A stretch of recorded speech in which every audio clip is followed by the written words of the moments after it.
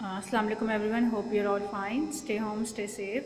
So in the previous lecture we discussed the first 4 branches of physics, and now today we will discuss the remaining 5 branches of physics. So moving on to the next branch, the next branch is electricity and magnetism. So basically इस branch of physics के अंदर हम study करते हैं electricity को और magnetism को. Basically हम उनके कंबाइंड इफेक्ट और रिलेशनशिप को स्टडी करते हैं कि किस तरह से मैग्नेटिज्म और इलेक्ट्रिसिटी को के रिलेशनशिप को यूज़ करके हम कौन कौन सी जगहों पर इसको अप्लाई कर सकते हैं, इनकी प्रॉपर्टीज़ क्या हैं और प्रोडक्शन कैसे होती है.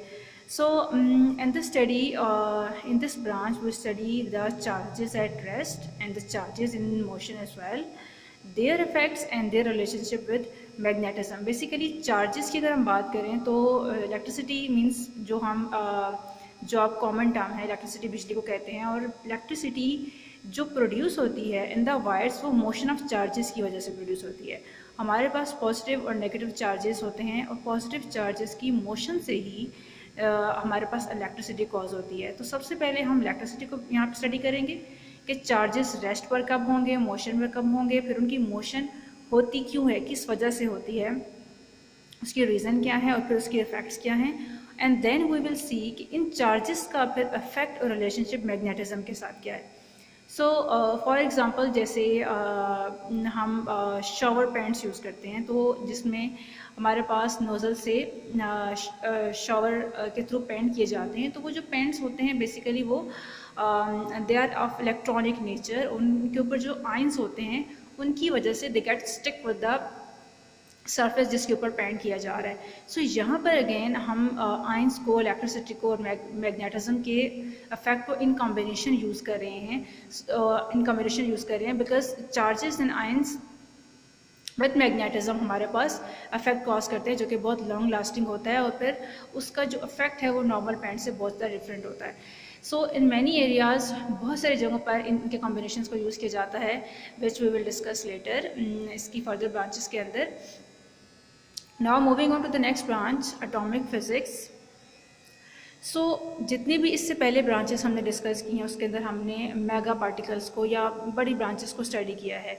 एटॉमिक फिज़िक्स के अंदर हम एक नैनो पार्टिकल की स्टडी करने की बात कर रहे हैं कि because atom is the basic element और बहुत ही स्मॉल पार्टिकल है, बेसिक यूनिट है बेसिकली ये, और जिसको हम स्टडी करते हैं एटॉमिक फिज़िक्स के अंदर. क्योंकि शुरू में ये माना जाता था कि एटम जो है ये फर्दर डिवाइड नहीं किया जा सकता, ये सबसे छोटा पार्टिकल है.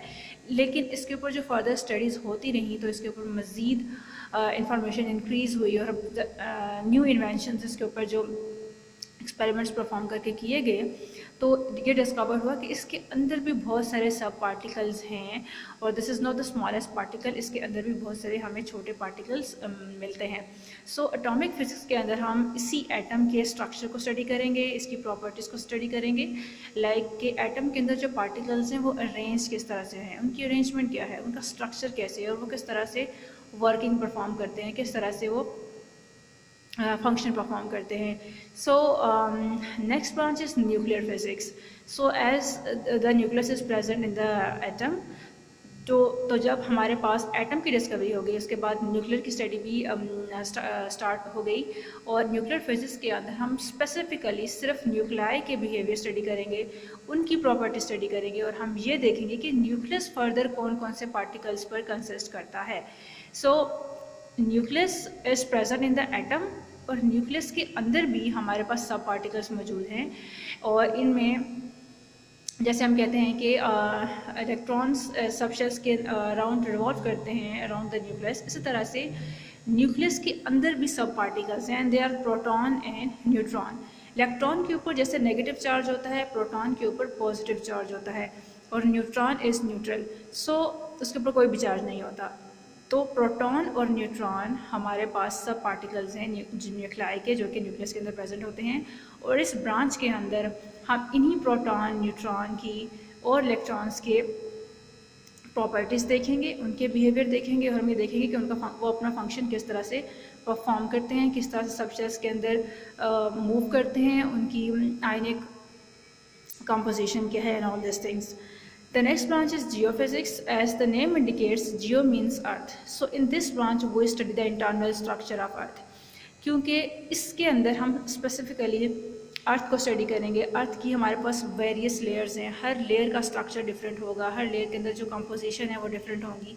सो इसके अंदर हम अर्थ की हर एक चीज़ को स्टडी करेंगे। अर्थ अपना एक्सिस के अराउंड रिवॉल्व कितने टाइम में होता है, अर्थ का मैस क्या है, अर्थ की जो है हमारे पास उसकी वो अपना ऑर्बिट के अराउंड, वो सन के अराउंड जो उसके सोलर सिस्टम के अंदर उसकी